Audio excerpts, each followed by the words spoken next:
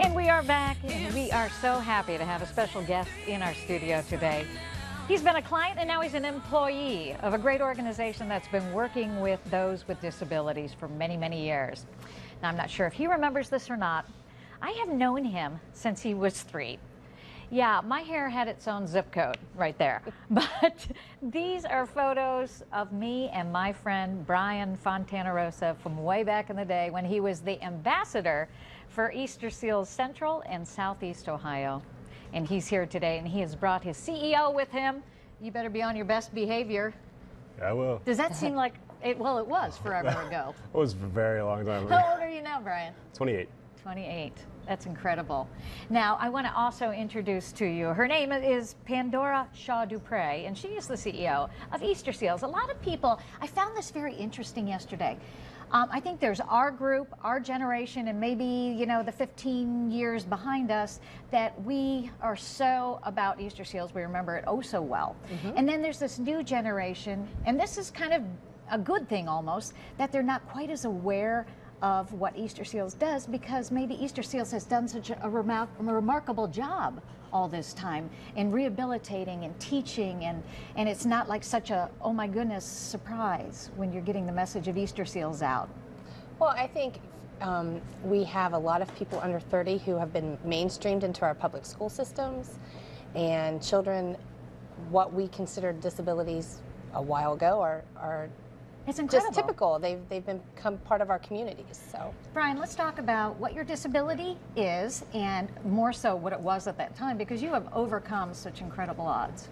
Yeah, I was born with spina bifida, which basically affects my spinal cord and ability to walk, and sometimes mental. Like when I was born, my parents were told that I'd never walk and that I'd be severely mentally disabled. It's remarkable where you've come. What would you have done today? Where would you be today without the help of Easter Seals? I honestly don't know where I'd be without the Easter Seals and the help that they've given me through the years. What kind of help was Easter Seals able to give, Brian, and what do you help other disabled children? Do you use the word disabled, or what's the word we use? we try to put the person first, so like a child with a disability. Gotcha. We work with children birth to 5, providing for the birth to 3 group early intervention services, which just basically means that we have children who have been either at risk or have a delay, and we work really hard with the families to ensure that they no longer, by the time they turn 3, that perhaps they won't need any special education services as they enter preschool. That's incredible. And then we have children like Brian, who we Yes. worked with in preschool and helped to transition into his school program. And now adulthood, and now And as now an a employee. job, What are you yeah. doing for Easter Seals? I am the marketing and development intern. Are you kidding me? Yep. That's They're what I paying do. you like bold money then.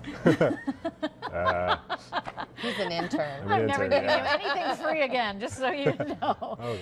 No, let's talk about when a parent is dealing with this just can be heartbreaking thing. What is the stage that they begin to identify that maybe their child, they do have a child with a disability, and they are going to need assistance beyond, just maybe a doctor or whatever? Well, I think the first thing for a parent is every child is unique, but as a parent, trust your instincts and understand child development. Okay. And it's perfectly fine to go to your doctor, your pediatrician, and say, hey, I think this isn't where my child should be with that milestone. Right.